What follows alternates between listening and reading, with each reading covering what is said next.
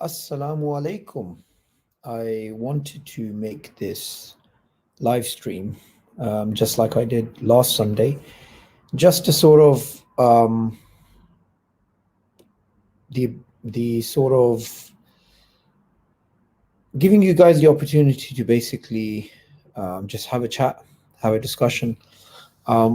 Firstly, I get some emails, some WhatsApp messages, other times, on Twitter or Instagram, and it's getting difficult to actually communicate with people one to one. I'm finding that very difficult. In fact, if some of you have sent me emails and I didn't actually, respond to them, then just remember, it's very difficult.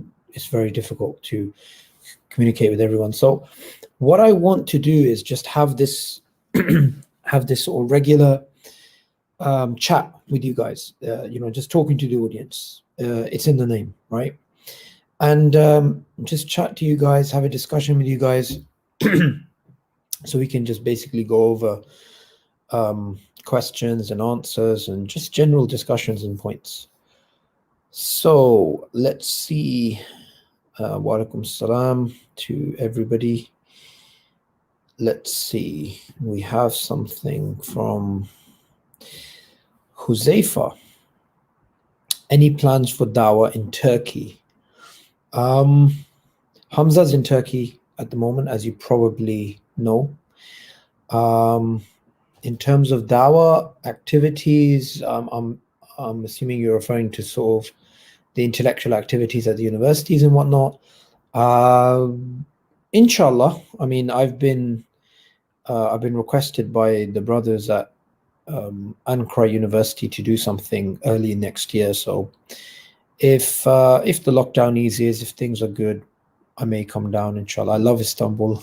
It was so fun when I was there. I went to Hagia Sophia, and the Turkish azan is just beautiful. It's absolutely beautiful. So yeah, I really enjoyed it. I mean, I really haven't explored. I went to Topkapi, but I didn't explore all of the places in Istanbul which need to be visited. Of course, Blue Mosque, and those are the standard places. I mean, I went there in 2015. I didn't go Blue Mosque this time around. When I went, I actually went to. I think this is important.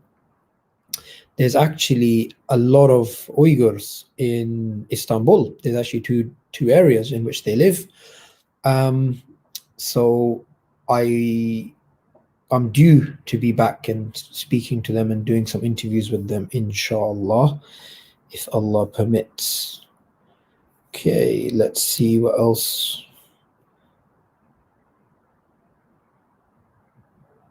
Okay.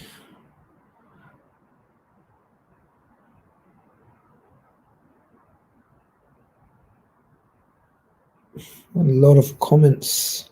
I have to be sort of picky, try and answer something I haven't answered before.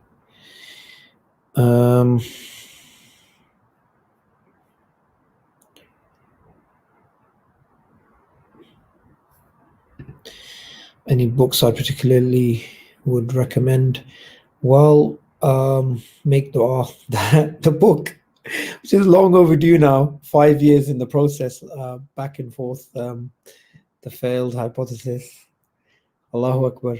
What's gonna happen with that? Anyway, so I'm not going to talk about when that's supposed to be out. Oh my God. Don't even want to begin. I mean, already what's out there, Philip Johnson's Darwin on Trial. That's a really good book for someone that just sort of, it's an introductory book, but it's very good.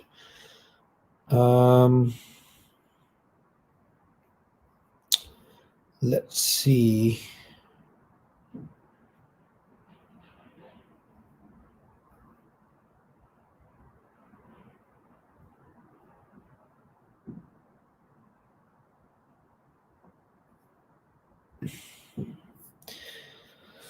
Okay, question from Atif. What is better, philosophy or psychology in long-term battle against atheism? Well, there's issues with studying philosophy. You can see my other video about that, unless, of course, you have an Islamic grounding in Islamic epistemology and whatnot, and Aqidah, of course.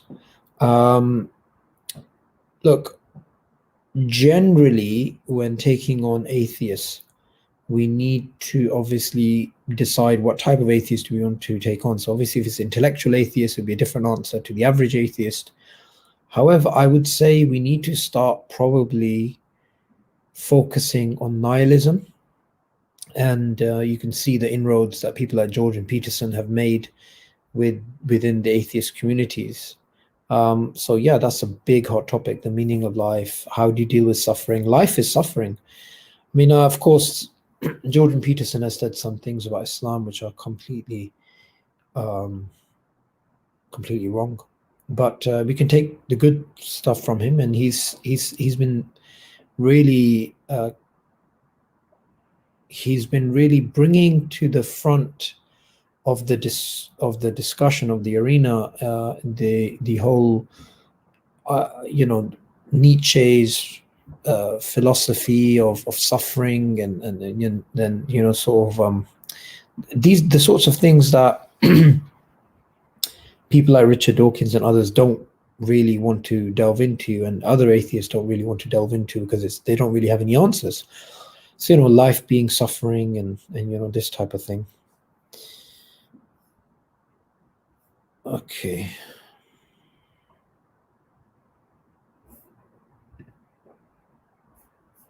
Let's see what else is being said.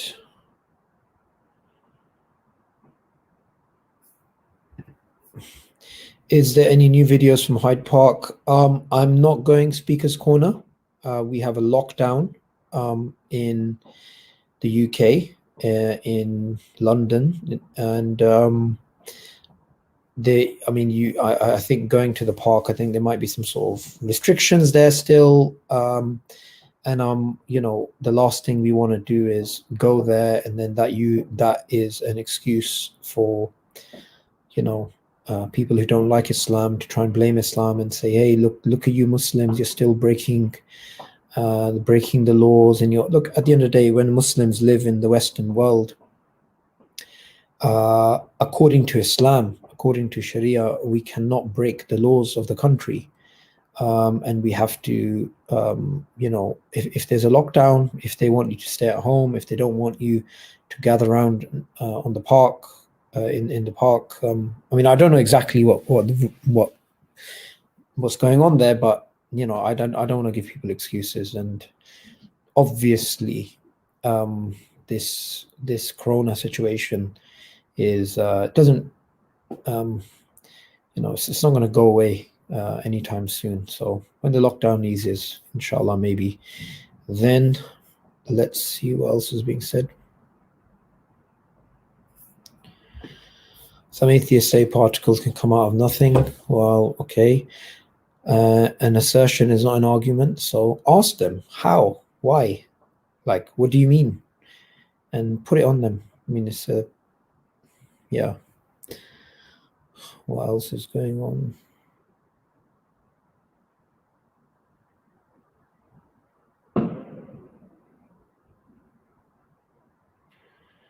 Right.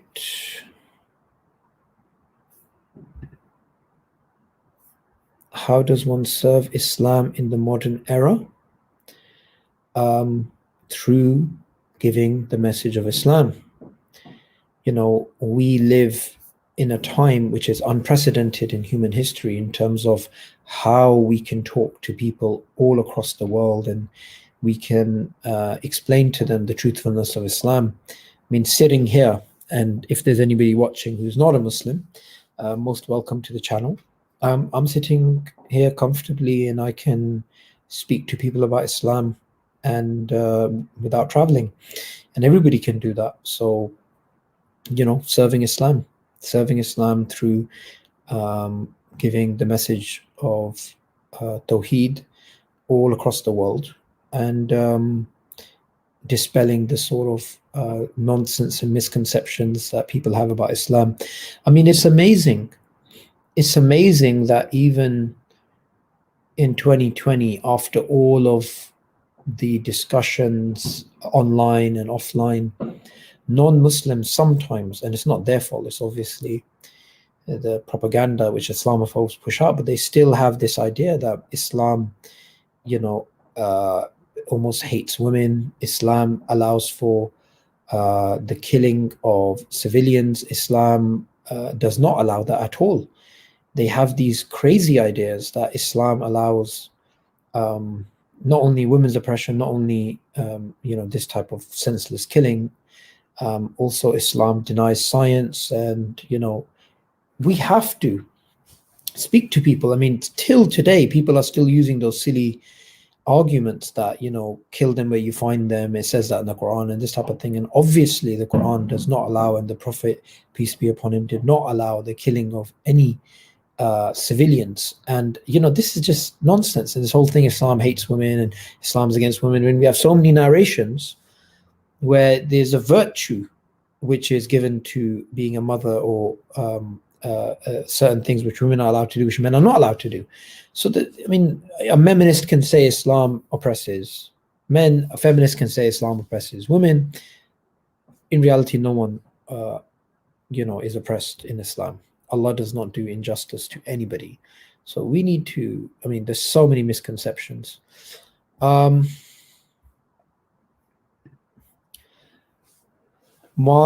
ul Haq says, are you Uyghur? Well, my answer to that is Dinem Islam, Millatim Uyghur,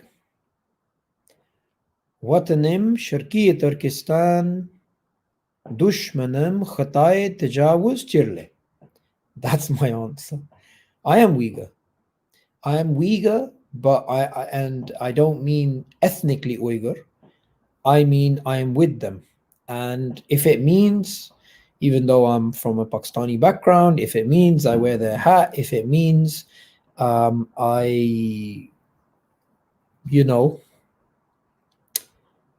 learn a bit of Uyghur, if it means I stand shoulder to shoulder with them, then be it. And I would be honored if a Uyghur considered me an Uyghur, because when it comes to this particular context, with the brutal, criminal communist party which is killing Muslims and raping women and snatching away Muslim children, and all of the absolutely unbelievable things that they do, the way they try and brainwash people thinking it's going to work, forcing people to deny Allah.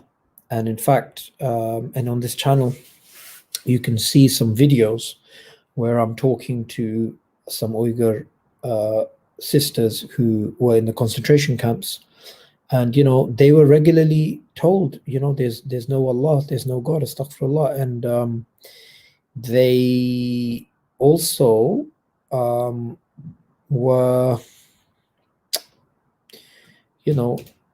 they went through all this torture and pain. And I mean, the Chinese prisoner guards did not even want them to do adhkar. They were checking their fingers. If you watch one of they were making sure no one does like adhkar, because they that's how scared they are of Islam. They're even scared of Muslims doing zikr. And the sister, she said what's it called, that the prisoners need to come in and not only check their fingers just to make sure that obviously they're not doing adhkar, but also that we could just do adhkar in our heart. Why would we need to count on our fingers? But anyway, it just shows you how much they're afraid of Islam. Okay.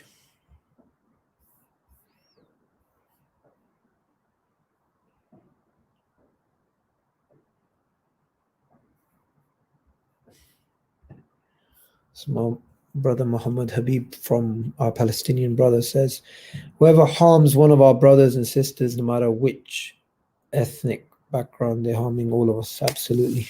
Absolutely.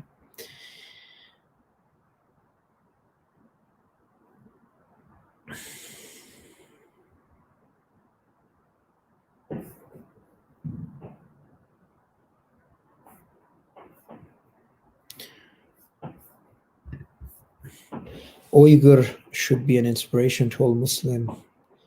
I pray one day they can retell their stories and stuff. Absolutely. Absolutely.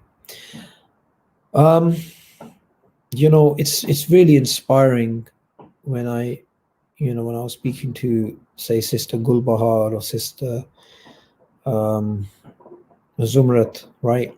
And you can see their stuff on this channel. I mean, these sisters have Iman. They're not, you know, they didn't come out of the camps and, oh, we went through all of this and let's just hide somewhere and be safe. No, they're just out there. They just like lionesses. They just go out there and they are speaking about this issue and they're fighting for their rights and, this type of thing.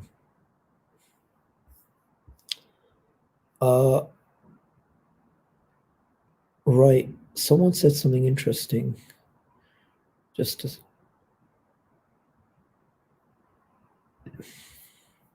as an Uyghur activist, does it feel frustrating that you and we as Muslims are dealing with a losing battle and we are in the mercy of Allah? It's not frustrating. It's something that obviously makes us very angry. But frustrating I wouldn't use, because there is significant progress. Muslims now are more aware of this Uyghur issue. Muslims know East Turkestan is an independent nation, and they know that they're not Han Chinese, and more every day there's more people who are finding out about what's basically going on.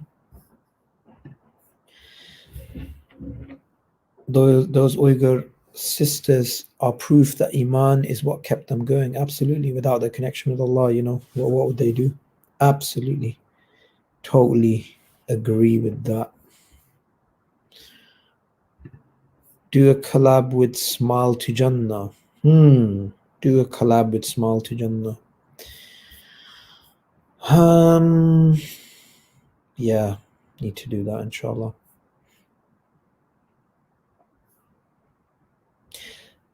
Okay. Let's... Muhammad Habib, are you still there? Let me just check if Brother Muhammad Habib is still there. If you can just comment.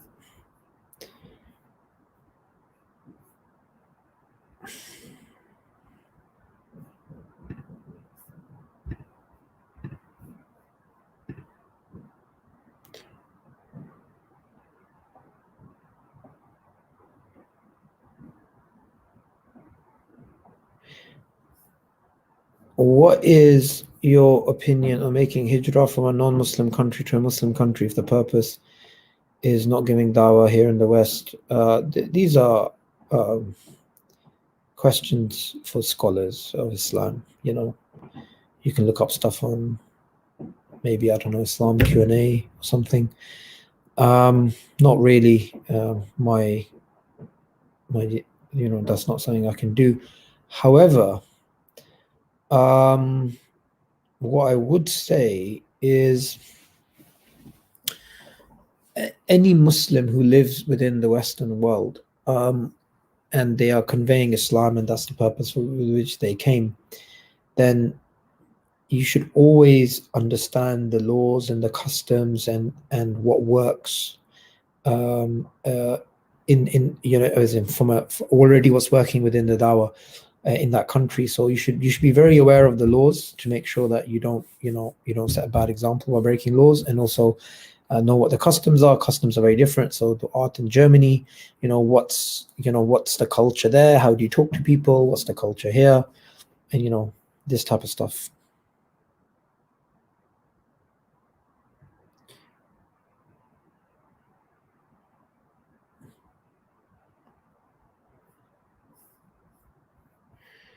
All right.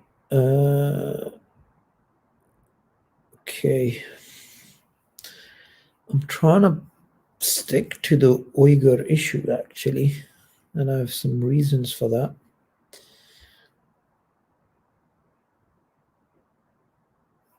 Yeah, I mean, there's some questions which are not really related to the Uyghurs, but I mean, I can answer other questions. I can try and answer them as well, but I want to stick to this particular issue.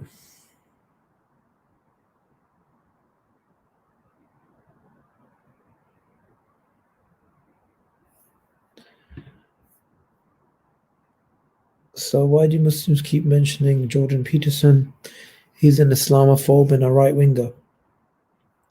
Yeah, I mean, I wouldn't say he's an Islamophobe. I'd say yes, he has views on Islam which are wrong. Um, right winger, I wouldn't really say he's a right winger. He definitely has things that we totally disagree with, without a doubt. Um, but I mean, look, put it this way: I totally disagree with Richard Dawkins. However, as a science writer or science journalist, as some say, his writing skills, the writing skills of Richard Dawkins, are amazing. Yeah, I mean that sounds odd. Someone like me who normally attacks Dawkins on lots of points would say that, but yeah, you read a science um, popular book written by a scientist, right? It's quite boring. A lot of them. Um, a few, a few scientists have that gift. A few academics have that gift that they can put pen to paper, and they're just very good at giving sticky examples and breaking things down and making things simple and stuff like that, using stories and this type of stuff. And Richard Dawkins is a great science writer. So I can openly say that, while I disagree with other stuff, and we can openly mention Jordan Peterson without um, agreeing with everything that he says.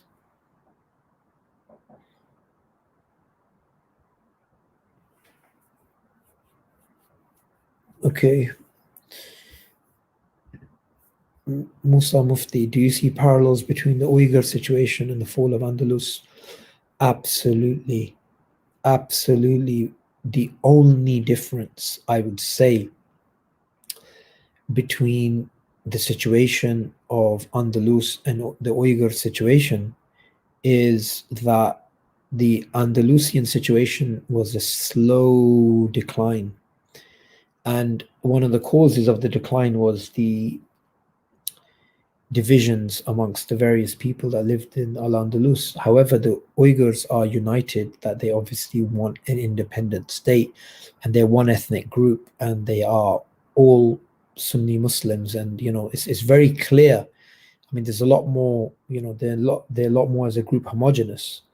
Um, so yeah, it there are similarities, but I mean, there's definitely similarities in terms of the urgency, but I mean, you know, give it 20 years,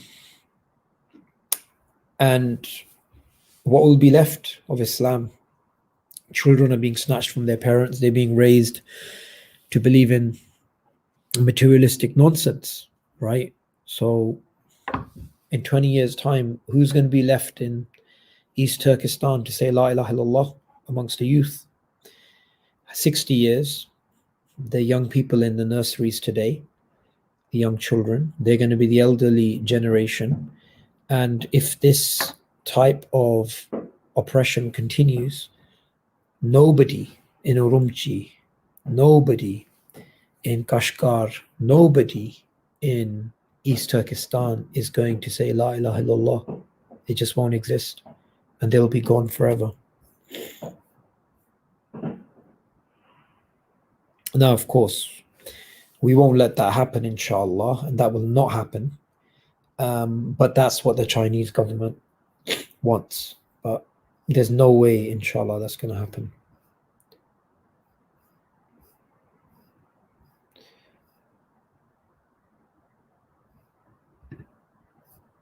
atheist humanitarians are asleep. Don't really agree with that. I would say a lot of atheists, activists, they do speak about the Uyghurs. Yeah, definitely people like Richard Dawkins, they should be the loudest in terms of the Uyghurs, because the Chinese government is atheist. So, he needs to obviously speak out. That's a big thing, because, he wants to show atheists as being good people.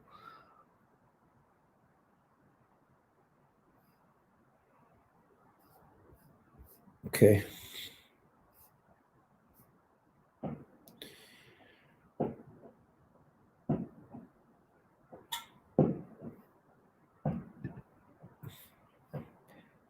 Sister Maryam says, may Allah save this ummah. We're so lazy. We're numerous and like the foam of the ocean, and we have wahan. We have wahan, absolutely. And what is needed right now for Muslims to do? Give dawah, convey Islam, get away from materialism, this type of stuff. And a lot of Muslims, alhamdulillah, like I'm not talking about you guys right now, but a lot of Muslims, what are they up to? They're wasting their youth. They're on Netflix. They're just wasting their lives away. That energy, that drive, that passion, that power that the youth of Islam have. Look, Islam's secret power is that it's a young religion that attracts young people, and there are great young people in the ummah. Abu Jahl, the Fir'aun of this ummah, he was killed by two 15-year-olds. Istanbul, Constantinople, the city that the Prophet ﷺ spoke about, was conquered by a young man, 21-year-old Sultan Mehmed Fatih. Two young men from Bani Israel, they stood up and they said to Musa ﷺ that they will fight with him when the rest of Bani Israel are sitting around. On Fridays, we should be listening and reciting the story of the people of the cave, and they were young people who believed in their Lord. So Islam is a religion which utilizes the power of the youth and which attracts the youth. And there are a lot of youth who are, on the deen, and there are others who are not. So it is a problem. But yeah, we are quite lazy, and we need to deal with those things.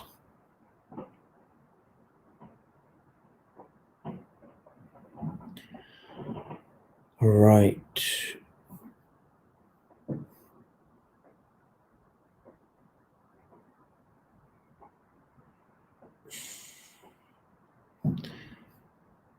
Young men in the cave as well. Yep.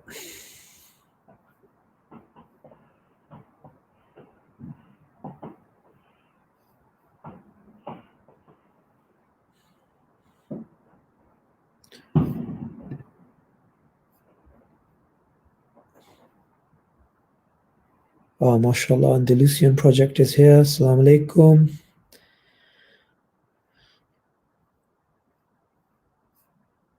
Okay, let me try and see, because I'm trying to keep it to the Uyghurs today, but I'll try and answer other things as well. And also why I'm passionate about this. Of course, there's many things happening. There's Palestine, there's Rohingya, there's the issues in Syria, in terms of the humanitarian issues that are basically going on there. Lots of things, horrible things are happening in various parts of the Ummah. But why why am I so passionate about the Uyghur issue? Well, firstly, I believe in life, to be successful, you got to focus, right? And I'm not somebody who's like known for doing Islamic activism in terms of human rights or certain issues. I mean, on my Facebook, I've always shared stuff from various things that are happening around the Ummah. But this Uyghur issue, I decided some time last year, I think, it's been a long time now, to just focus on this, right? To focus on this. So why I decided to do that? Well, firstly, let me give you the logical answer and the non-logical answer. Now, I don't mean to say the non-logical answer is illogical. I just mean to say the non-logical answer, meaning that's not really something I thought about or whatever. And then there's the logical answer. So the non-logical answer is, or you can say the spiritual answer, but something which is hard to rationalize, is it's just something which Allah puts in your heart that this is what you got to do, right? And I'm sure all of us here, we're all Muslims. We all know situations where, you know, Allah just put something in our heart and we got to do it. You just got to do it. You know, Allah is telling you this and you just got to do it. It's not something you can think about. It's not something you can rationalize. It's not something that makes sense to you logically when you think about it. You're not really sure, but it's just something you gotta do, because it's like ilham. It's like, you know, it's just this thing. You're like, you gotta do it. You gotta do it, right? The logical answer is obviously that the oppression taking place in East Turkestan, I believe, is the worst oppression to face Muslims in the 21st century. I do not believe the situation in Palestine, in the situation with the Rohingya, or any other part of the Muslim world is anything like the horrific situation in East Turkestan, because in other parts you have innocent Muslims who are being killed, displaced, or in the case of, you know, I mean, just butchered, right? But here you have people being forcibly converted to atheism. It's very different. I have children, right? And, you know, if you watch movies, if you watch films, you know that, you know, in movies and films, when they want to get at somebody, you know, they would kidnap their kids because they know that's the way that you can drive people insane. People go crazy over their kids. People care more about their kids than they care about their spouses and their parents and all their friends and everybody else they know. Like, the kids are the most important thing for humans. And once you poke at that hole, right, you take away someone's child, you're gonna get, you know, this type of reaction you don't get from you know, any other type of loss. And in East Turkestan, Muslim parents are having their children taken away and raised up in these materialistic nurseries where they're taught all this nonsense. The adults are being taught the same nonsense. Obviously with kids, they can't really go that hard because they're too young to understand these things, but with adults, they'll tell them directly, you know, there's no Allah, right? And when you walk out of the class, when you're in the concentration camp, they ask you, is there Allah? You say, no, no, no. Whoever hesitates, they get into trouble. This is what the concentration camp people have been coming out and saying. So that's why, for me, this is an absolutely important issue.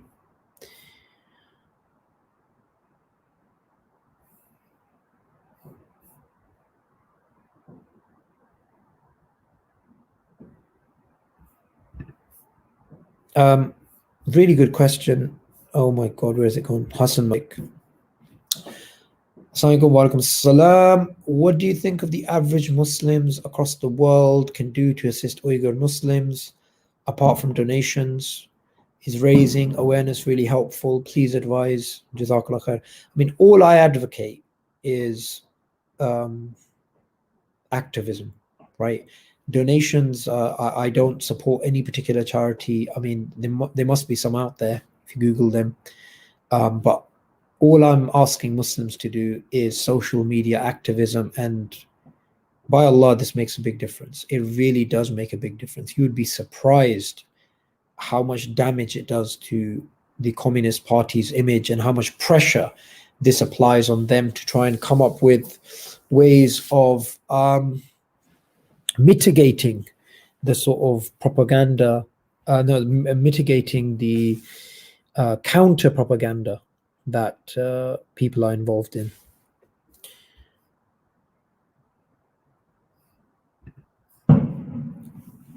Please tell us of ways that Chinese government is disturbing your activism works. I'm not important enough for the Chinese government to worry and try and disturb my works. In regards to the Uyghurs, I would say, however, people like Arsalan Hidayat and also Sister Rabia Kadir, there is Sister Noor Kashgar. You have a lot of these Uyghur activists, and they will tell you how much they suffer and their families suffer, and the sort of things that happen to them online and offline, and even Sister Gulbahar and the way that she is harassed even in Istanbul, even though she's run away, and Sister Zumrat, and like, I mean, those people the Chinese government is going to try and discredit, cause them issues and this type of stuff. I mean, inshallah, why not? We should all get into a position where we create so much noise that it's just impossible for the Chinese government to try and, disrupt the activism for the Uyghurs.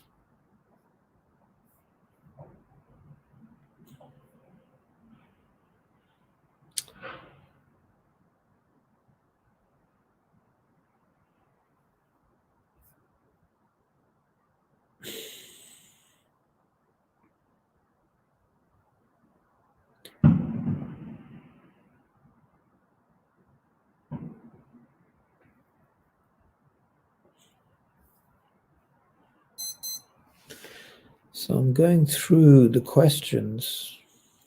I mean, I'm trying to see something that I can answer quite easily. I don't want to go into long answers. Too tired for that.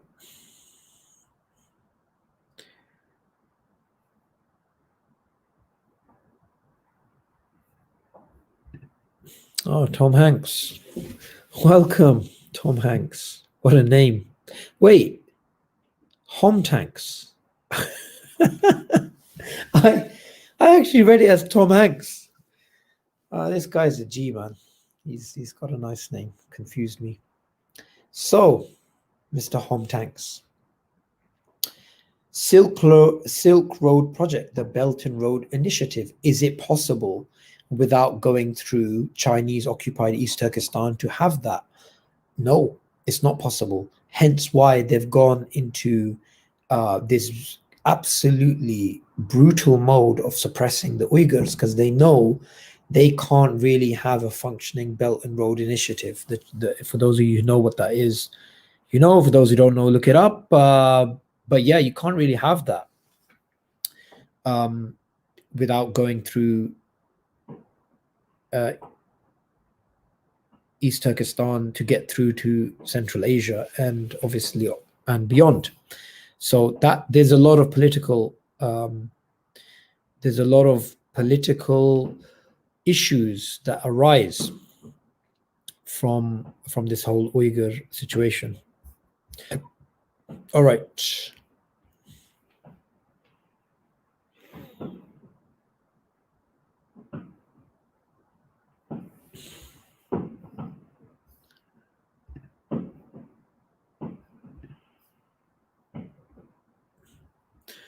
It's a lot of comments. I can't keep up. If I missed out your comment, don't worry, I've missed out. I mean, if I didn't read it, apologies. I'm trying to keep. You're too tired. Get some rest, lol. Yeah, well, that's why I'm doing this live stream. If I had a lot of energy, I'd probably be. Well, I need to do some physical exercise as well, so I may be doing that. Is it kufr? Kufr meaning disbelief, to follow heliocentrism. No, it's not.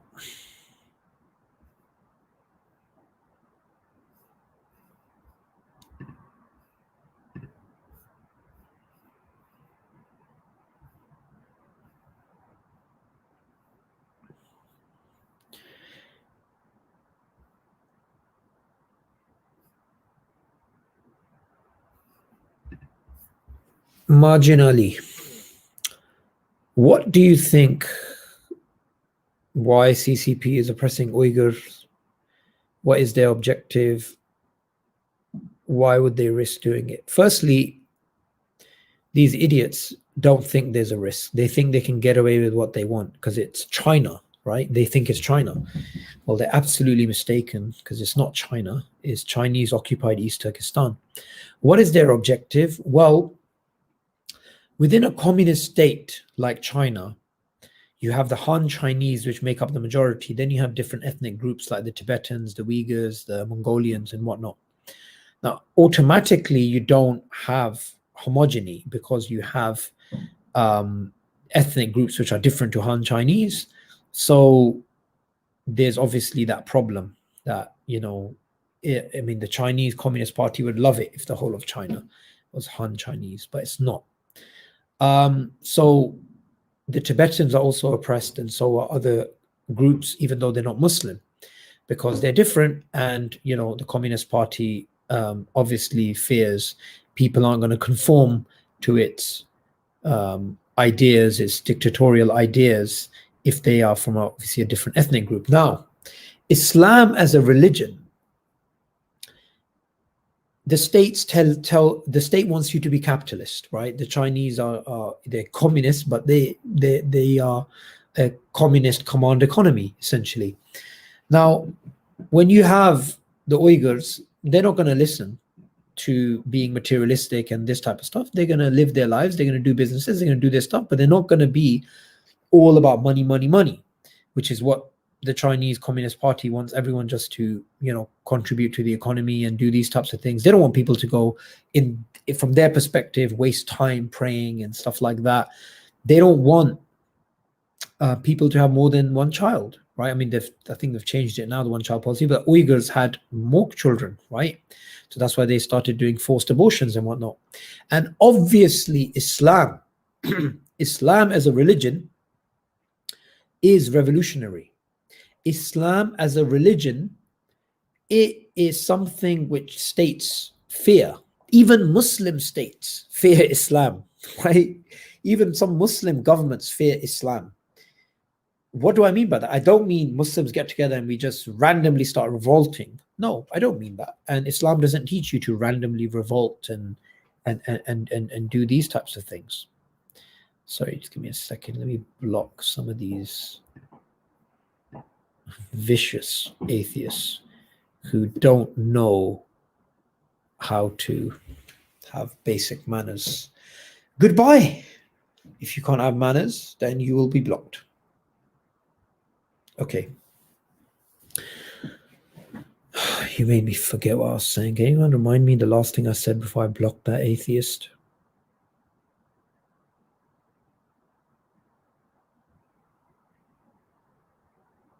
Anyway, long story short, it was this question. So what is their objective? Their objective is to pacify the region and to make it so that the Muslims are no longer Muslims. They're just Uyghurs who are communist. And there are, sadly, some Uyghurs who are, some Uyghurs which are communist. And what I was saying about Islam being revolutionary, what I mean is that Islam's an independent thing. right?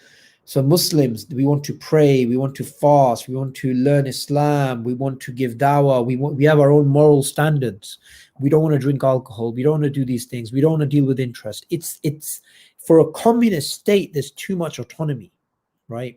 Now, the dumb thing is that, you know, the Chinese criminal regime, it's like, you know, it's efficient at killing, it's efficient at organ harvesting and hairs of Uyghurs being taken away and snatching. It's that, but at the same time that's efficient, it does some really stupid things.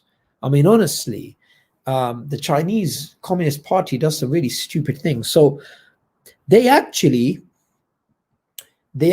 call it the Xinjiang autonomous region, right? Something like that, right? It's a Uyghur autonomous region. So if you, on the one hand, and you can Google this, Xinjiang is an autonomous region. It's not autonomous. They don't give it any autonomy. What does Xinjiang mean? Further province.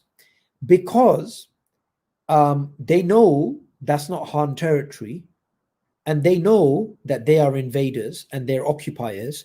And to, you know, to accept that sort of reality, they've called it the Xinjiang Autonomous Uyghur region, right?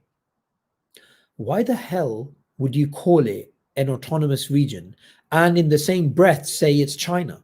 How is it China when you recognize it's an autonomous region, but you don't give it that, but you at least by label, and it's a Uyghur region, it's not a Han Chinese region. And on top of that, you recognize that it is a further Xinjiang, meaning a further province, right? It's out of the mainland. All these things are recognized in the name. Of course, the Chinese government doesn't treat it any different to Beijing, except that it's a lot more,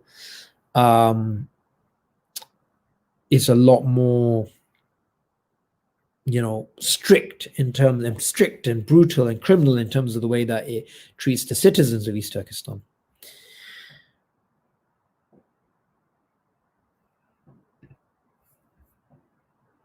They oppress Hui and also, in fact, have taken Islam from many of them. Yes, Al-Arsalan. So the other groups, Turkic, non-Turkic Muslim groups such as Hui, the Hui Chinese who've been Muslim for a long time. This common argument you hear, oh, you know, the Uyghurs, they are oppressing them, but the Hui Muslims are absolutely fine. So it's got something to do with being Uyghur. It's got nothing to do with Islam. That's a nonsensical argument because they're clearly not targeting, they're targeting Islam. And even if they left the Hui alone, it wouldn't justify what they're doing. However, they are oppressing the Hui Muslims as well. Yusuf said, Assalamu alaikum, Yusuf. Wa alaikum salam. Mr. Pondering Soul. If you don't know about this brother, make sure you subscribe to his channel. MashaAllah, some wonderful content. And I believe he's also uses Discord, which I don't really use. I mean, I used it yesterday, but yeah, that's where it's supposed to be at with the youngsters nowadays, Discord. And I think it's, yeah, I mean, from what I've been hearing, it's going to be like as a Dawah platform. Can you stop oppressing me, please? This is what Saqib Ali says. So guys, this guy, where is he? Yeah. This scumbag, this guy here is the one who attacked me on the live stream when I was just minding my business and he just attacked me. This guy here, right? And, you know, he's talking about me oppressing him. I mean, that was, as you guys saw, a completely unprovoked, vicious, sustained attack. You know, good thing is that he's obviously a coward, so he didn't hit me that hard. But, you know, cowards like this, you know, scumbags like this guy. Actually, I should be careful. I'm probably going to see him tomorrow. Yes, Aqib, assalamu alaikum, man. How are you doing? Yeah. How did it all start? How did it all start? I don't know. Saqib, I could expose you right now on this live stream. By expose you, I mean say things which are just uncomfortable for you. So how much do you want to push this, bro? Shall I say it? Shall I be that immoral?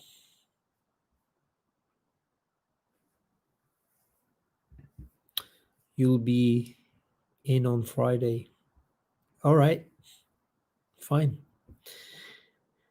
See you then, inshallah.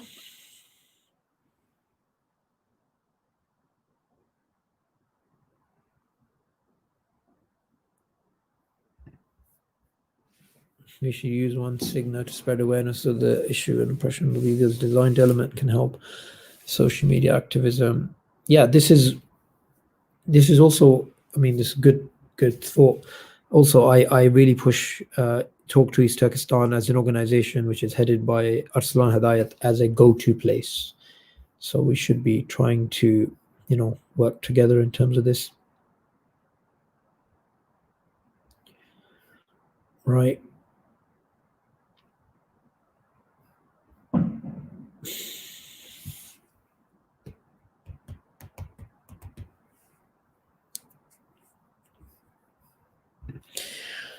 Bring it on. Bring it on, you mug. I will deal with you, inshallah.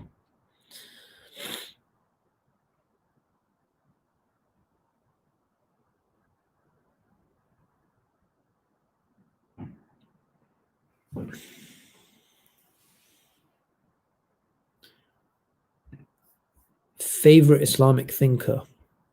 Well,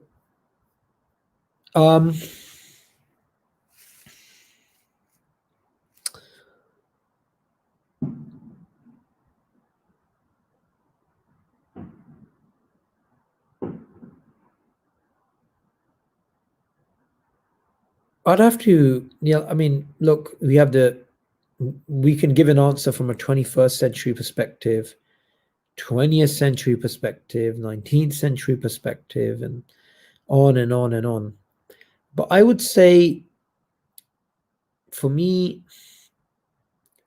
Dr. Israr Ahmed, who, if you don't speak Urdu and you're not from, say, Pakistan, Afghanistan, India, Bangladesh, you probably have never heard of this guy. Very unlikely you've heard of him if you're not from the Indian subcontinent, sort of Asian region. But I mean, he was a revolutionary thinker, and his stuff is amazing. So yeah.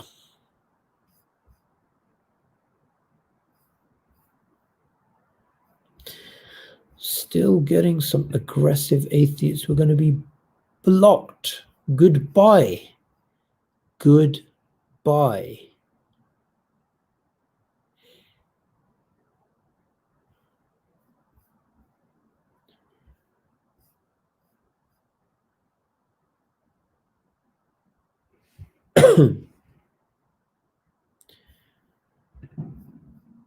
Where did you get that picture? You're talking about the picture, the shirt with the Uyghur blue logo in the hand. I got it online somewhere. I think it got shipped from America. But I'm glad that that shirt is popular. MashaAllah. Anything to get the message out there, inshallah.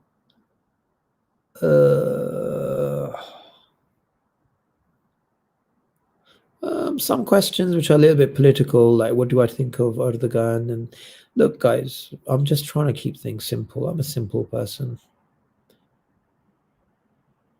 And I'm not really there to just get into deep political issues. What do you think of this person? What do you think of that person? I mean, I'm like, and even people have this thing, do like, obviously the US election is not really the US election, it's like a world thing. Everybody's looking at America. So they're like, Biden or Trump, who do you support? Who do you like? Well, I'm not voting for anybody. I'm sitting here in London. But I would say what I do look at in terms of any leader, Muslim or non-Muslim, or potential leader in terms of Biden or Trump, I really am a one-issue person. I want to see what they're going to do about China, what they're going to do about the East Turkestan issue. That for me is the most important. So if somebody says, what's your thoughts on this or that person, then I would first start off with, well, what's their thought on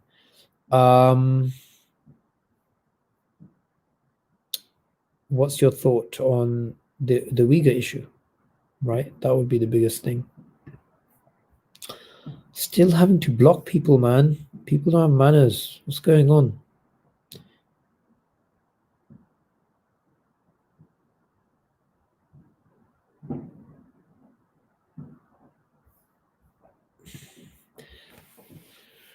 How do we neutralize our addiction to technology? Well, why should we get rid of our, if we're going to use social media to raise awareness about the Uyghur issue and other issues, why would we want to, neutralize it, get rid of it totally? Yes, you shouldn't use it for wasting time and that type of stuff, but you should use it for the good stuff. But in terms of if you're just addicted to scrolling and just watching continuous videos which are unrelated, then boredom is a good solution. Just look up dopamine detox and that type of stuff. Dopamine detox is good. It's good. Yeah, I need to get Shoaib Bhai to come again, inshallah. Any official debate? Nope.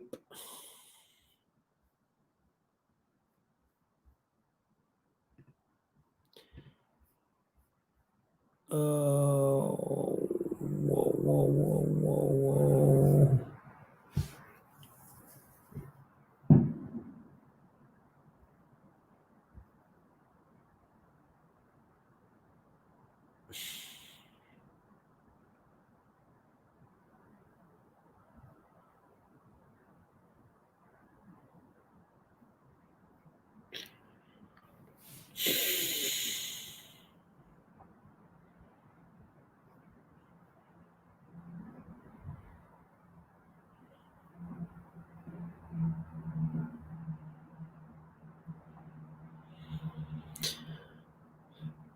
There's a lot of interaction, mashallah, on the channel, which is good.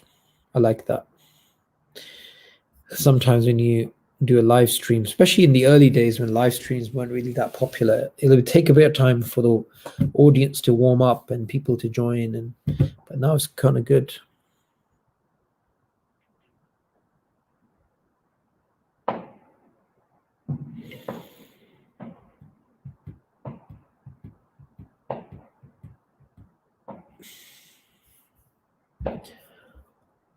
What on earth is this question about?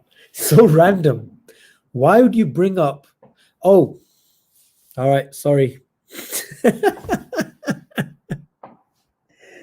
I'm so sorry, KJ. Dude. That's a good question. I first thought, why the heck is this guy bringing up Ben Stiller? Then I realized you're actually speaking about Sam Harris. Yes, Sam Harris is talking about, spiritual ecstasy and this type of stuff. All right, let's do it.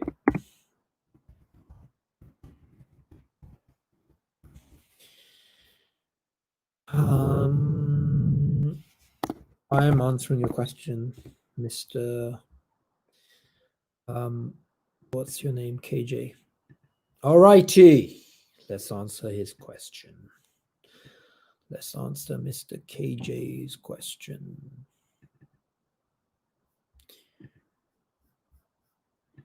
So, dudes, can you see this article?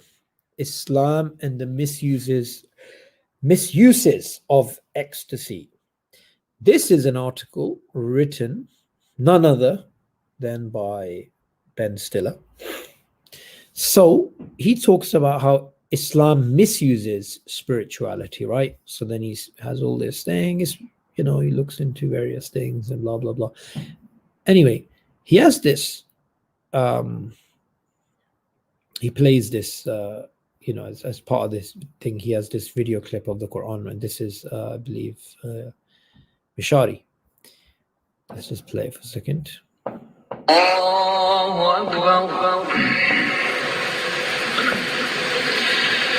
الحمد لله رب العالمين الرحمن الرحيم مالك يوم الدين إياك نعبد وإياك نستعين اهدنا الصراط المستقيم صراط الذين أنعمت عليهم غير المغضوب عليهم ولا الضالين.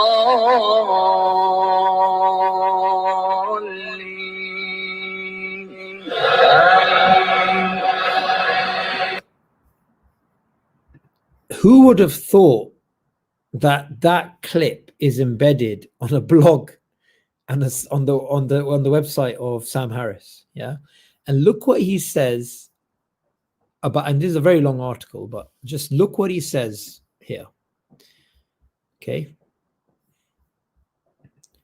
watch the entire video with your full attention, speaking about the Quranic video above.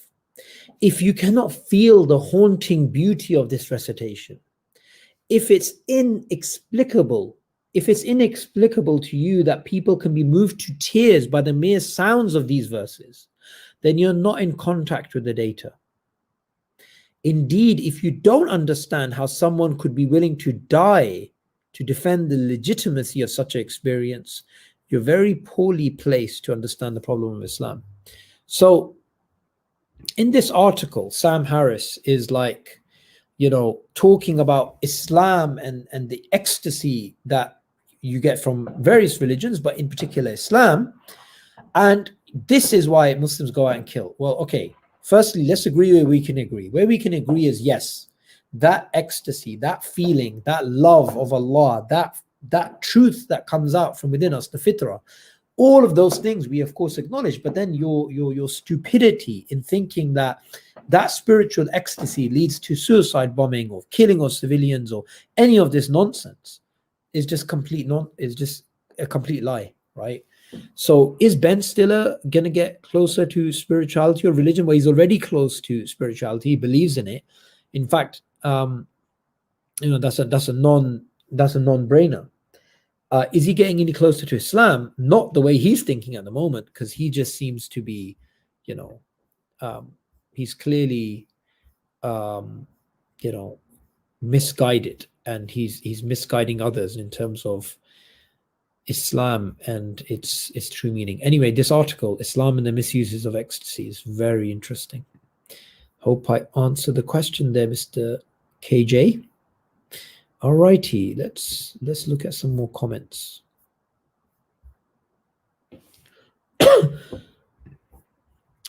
Muhammad Ali, that is like uncalled for, bro.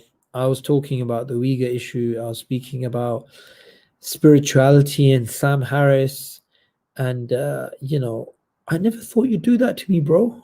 Like, why? What have I done? Right.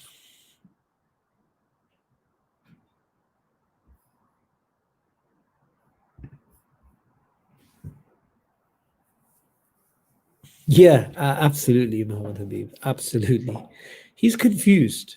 He's like, he's like, how should we describe him? He's like the oddball in the new atheist movement, right? He's just there talking about spirituality, and like everyone else is like, Sam, can you stop that? Can you stop that, please? You're making us look bad. Anyway.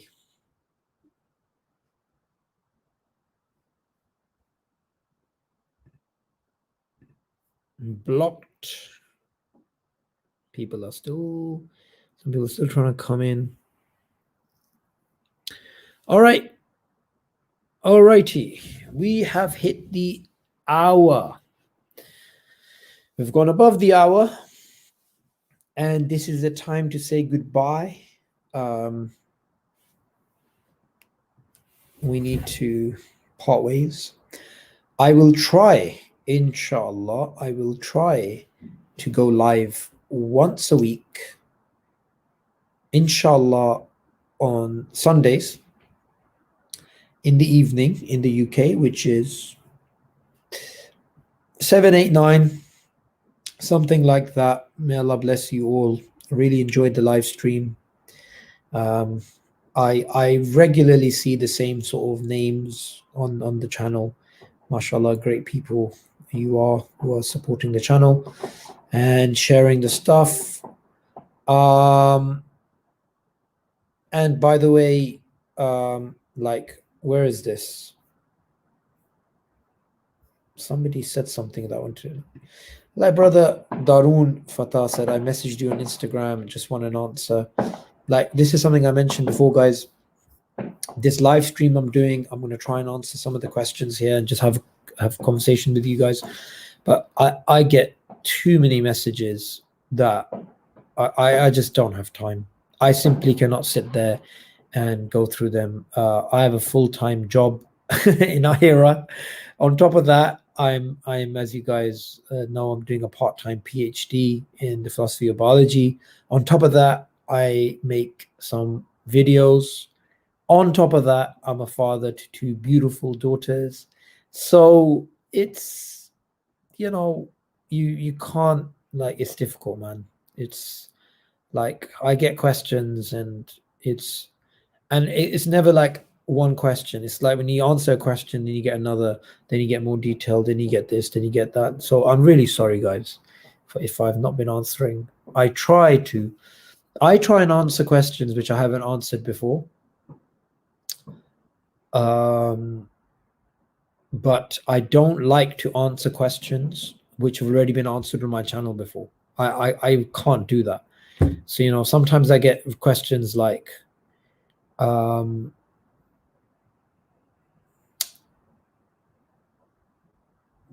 don't know. I get questions like, can you explain why science doesn't lead to truth? Like, what?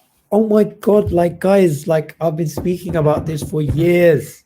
There's talks on it. There's lectures on it. There's posts on it. Like, how much, like, what am I supposed to do? Just go through the email, write it again. And, I really don't want to do that. I just want to talk to the audience. I want to talk to you guys. I want to know which part of the world you're from, what you're up to, what you're thinking. Let's have a conversation. Let's discuss. Let's be one family. Let's be friends. This type of thing. Yeah.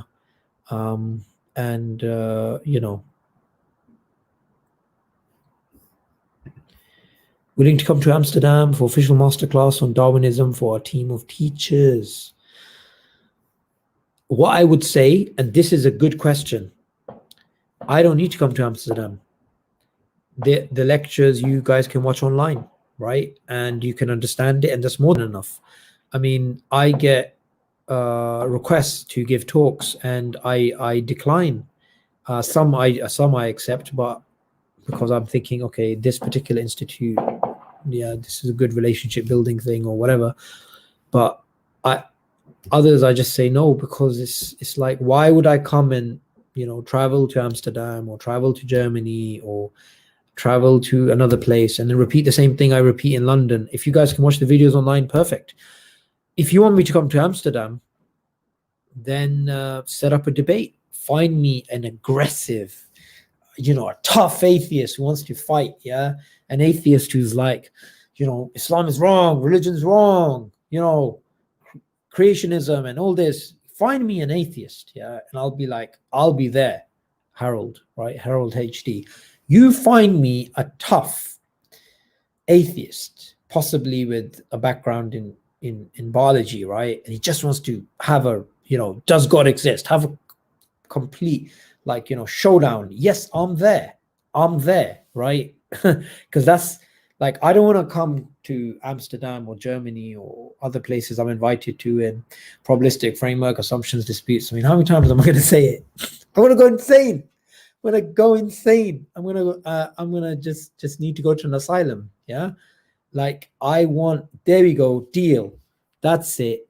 Harold, find me someone. Find me an atheist. Yeah. Find me someone I can argue with. All right, guys. I really want you to be in my country, Nigeria. I was in Nigeria. I was in Nigeria last year. In fact, I was in Nigeria around this time last year. I went to Abuja. I went to Lagos. One of the imams in Halsden, Imam Mustafa, he's from Nigeria, and he used to be a break dancer. Would would you have guessed? He used to be a break dancer at one point. And I love Nigeria. Nigeria was so much fun. I mean the food as well. Not only the people and the energy and the dawah, all that is great.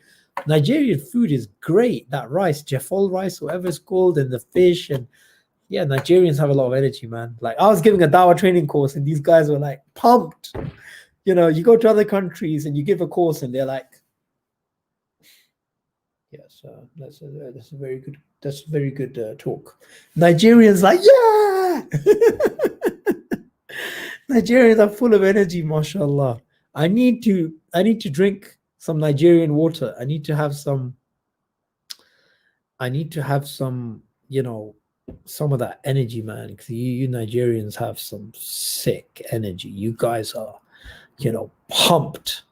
I would say Abuja and Lagos. Who had more energy? Abuja. So anyone from Lagos who says, no, we have more energy, then come on. Then you guys need to prove it. But yeah, I mean, I loved it all. Nigeria was absolutely great. Do I follow Premier League? No.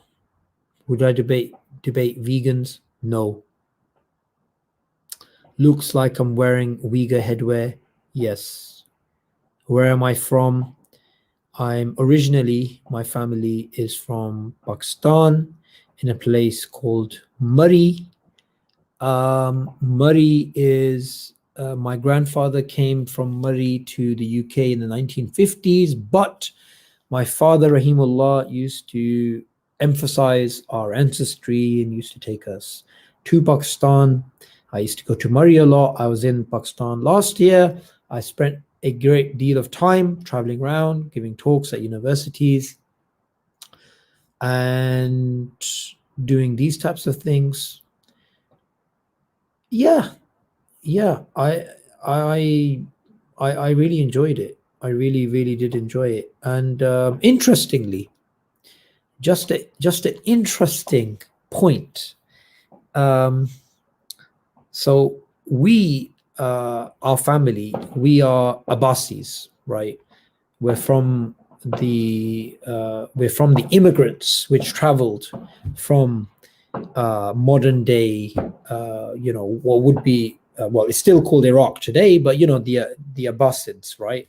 So the Abbasids traveled, and they actually went to modern day India, and there was a famous one of these descendants, or one of these people that came down. His name was Dund Abbasi, and from there you get this Abbasi clan all over northern Pakistan. So we ancestrally, we would be, our family would be Iraqis, essentially, right? Arab. And interestingly, I found this very interesting. The Abbasids fought the Tang dynasty in the 8th century, and they actually fought in what's it called, in modern day Kazakhstan at the Battle of Talis, and the Abbasis won. And you know, today the Abbasis should definitely, if you're an Abbasi, if you're from the northern region of Pakistan, the Murray region and others around it, you should know our ancestors fought the Tang dynasty, right? And in fact, the Turkic people actually helped the Abbasids. So very interesting history. But anyway, that's where I'm from originally. And let's end it there, guys. May Allah bless you all. May Allah allow us all to make the most of our time on this earth. Just today on Facebook, I saw that a famous scholar passed away. Last week, Sheikh Noreen passed away. Life is short. We're all gonna pass away one day. Let's make the most of it. Put yourself in a situation where you just think about the hereafter, reflect upon death, make your life more productive, have that energy, stay away from sins, stay away from disobedience of Allah, stay away from heedlessness, focus in your salah, focus your energy and your time, and understand on the day of judgment, this life, it will feel like the blinking of an eye, or like you were here for an afternoon.